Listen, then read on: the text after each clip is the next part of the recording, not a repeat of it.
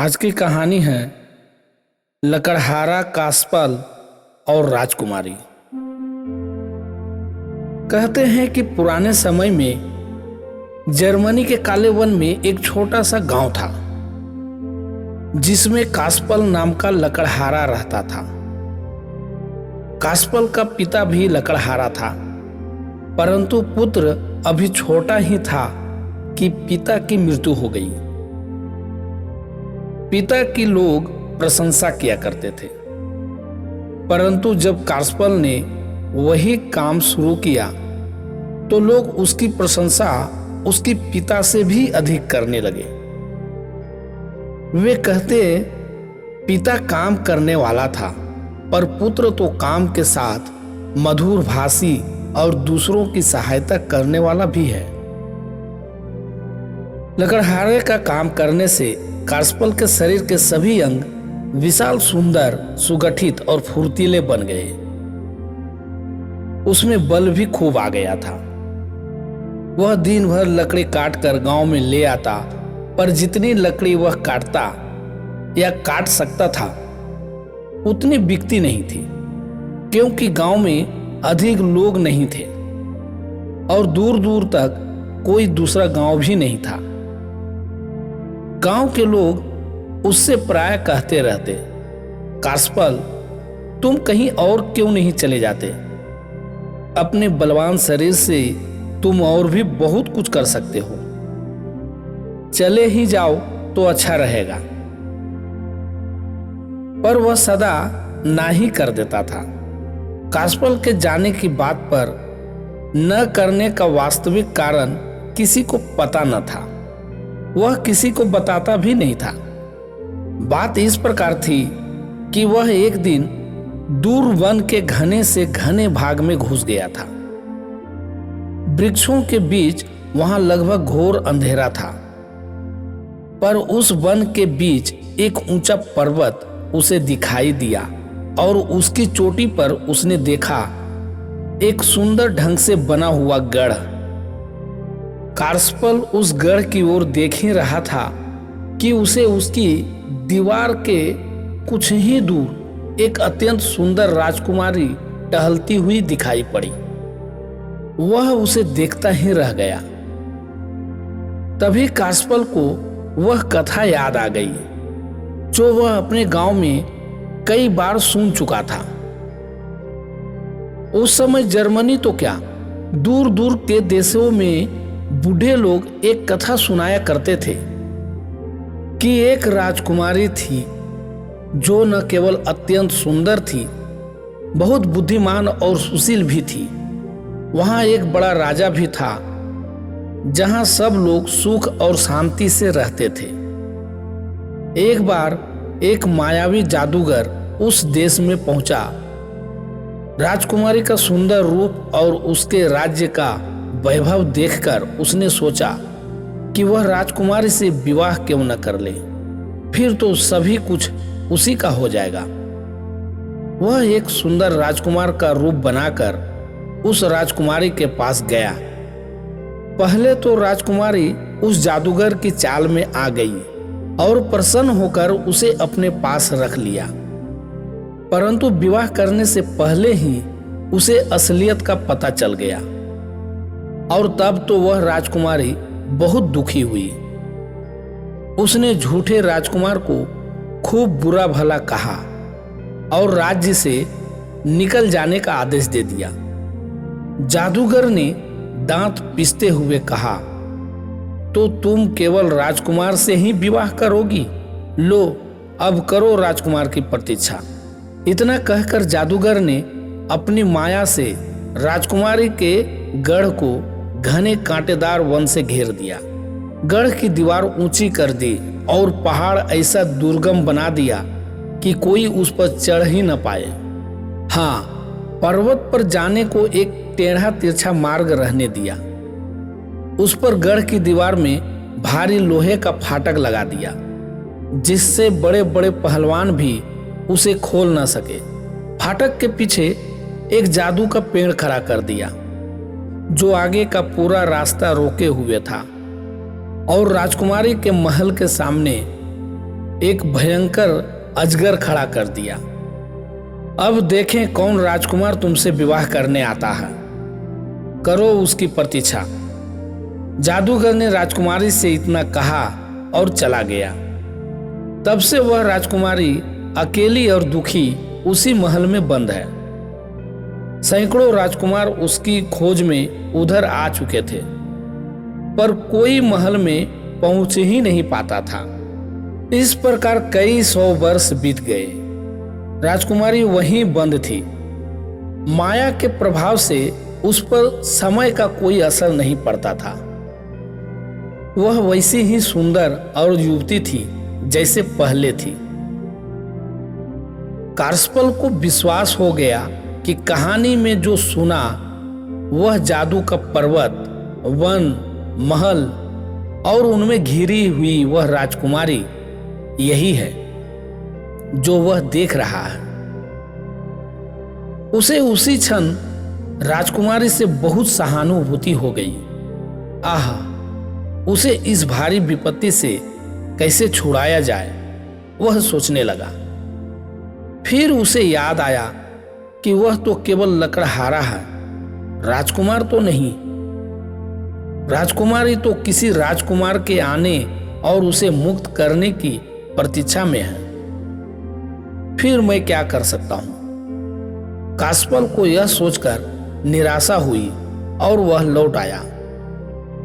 कार्सपल तो लौट आया, परंतु राजकुमारी का उदास सुंदर सा चेहरा उसकी आंखों में घूमने लगा। राजकुमारी का दुख भरा गाना उसके कानों में गूंजने लगा। वह बेचैन और दुखी सा रहने लगा। जब भी उसे समय मिलता वह घने जंगल में घुसकर राजकुमारी को गढ़ की ओर दीवार के पास घूमते टहलते देख कर आता। कार्सपल ने एक दिन देखा कि एक खूब सजा धजा राजकुमार, जो किसी अन्य देश का लगता था, वह जंगल में आया। वह सीधा पर्वत पर चढ़ने वाले रास्ते पर गया और जैसे तैसे ऊपर तो चढ़ गया, पर महल का फाटक उससे टस से मस न हुआ।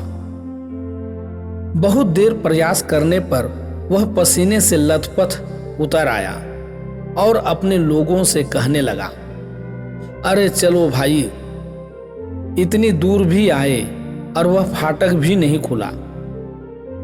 और फिर बात यह है कि यह राजकुमारी इतनी भी सुंदर नहीं है कि इसके लिए इतना कठोर परिश्रम किया जाए।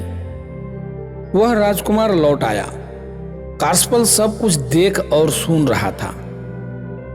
उसे राजकुमार के असफल होने का उतना दुख नहीं हुआ जितना उसकी बातों का हुआ। बेचारी राजकुमारी, उसने मन में कहा और उसी के बारे में सोचता हुआ वापस आ गया। राजकुमारी का उदास मुख कार्सपल नहीं भूल रहा था। फिर एक बार और भी कार्सपल ने वही सब कुछ होते हुए देखा और एक राजकुमार ने भी कठिन प्रयास किया, पर सब विफल रहा। वह भी लौट गया। कार्सपल को और भी अधिक दुख हुआ। वह सोचने लगा, तब तो न जाने कब कोई ऐसा राजकुमार आएगा जो इस राजकुमारी को इस कारागार से छुटकारा दिलवाएगा, और वह अब सदा राजकुमारी को अपनी राजकुमारी ही कहता। उसे राजकुमारी से गहरा सहानुभूति और प्यार जो हो गया था। तब एक दिन एक और भी राजकुमार आया। वह खूब सजा धजा था। उसके साथ अनेकों सैनिक भी थे, पर वह राजकुमार था पतला और कमजोर सा। वह लंबा न था। हाँ, चहक महक उसकी खूब थी। कार्सपल को उस राजकुमार पर तरस आ गया था। देखें यह क्या करता है, यह सोचकर वह भी राजकुमार के पीछे हो गया। राजकुमार सीढ़ियों पर चढ़ने लगा। वह थोड़ी देर में बड़े लोहे के फाटक पर जा पहुंचा और लगा उससे जूझने, पर फाटक उससे क्यों खिसकने लगा। बड़े बड़े पहलवान भी उसे न हिला पाए। कार्सपल ने तब राजकुमार से कहा, मैं आपकी सहायता करूं क्या? आप धकेलिए, मैं भी हाथ लगाता हूं। पहले तो राजकुमार ने सोचा कि शर्त के अनुसार उसे अकेले ही फाटक खोलना चाहिए, पर उसने फिर सोचा, अरे वह राजकुमारी देख तो रही नहीं, उसे क्या पता चलेगा। वह कासपल से बोला, हाँ हाँ आ जाओ भाई, शायद हम दोनों मिलकर इसे खोल सके। कासपल ने भी अपना कंधा फाटक पर जोर से लगाया। फाटक खिसकने लगा। अब तो कासपल ने पूरा ही बल लगा दिया। फाटक हल्की सी आवाज के साथ खुल गया। वाह, तो राजकुमार, हमने इसे खोल ही दिया। यह कहता कासपल पीछे मुड़ा तो उसने देखा कि राजकुमार तो अलग खड़ा अपना पसीना पोंछ रहा है। वह फाटक को छू भी नहीं रहा था। अब उस पेड़ से निपटना है, राजकुमार बोला और झटपट आगे बढ़ गया। पर जिधर भी वह जाता पेड़ सामने अड़ जाता। इसे तो काटना ही पड़ेगा, राजकुमार ने कहा और अपनी छोटी सी चांदी की कुल्हाड़ी निकालकर अपने जूते के तले पर पजाने लगा। कासपल ने भी अपनी लोहे के कुल्हाड़ी संभाली, उसे पत्थर पर तेज किया और तैयार हो गया। राजकुमार ने अपनी चांदी की छोटी कुल्हाड़ी से पेड़ पर कई हाथ जमाए, पर उस पर तनिक भी असर नहीं हुआ। तब वह कासपल की ओर मुड़ा और बोला, तो भाई छोकरे, लगाओ हाथ। कासपल ने कुल्हाड़ी चलाई, पर ज्यों ही वह कुछ लकड़ी काट देता पेड़ फिर पहले जैसा हो जाता। कासपल को पसीना आ गया। उसने सोचा, यह ऐसे नहीं कटेगा, और फिर बहुत तेजी से कुल्हाड़ी के प्रहार करने लगा।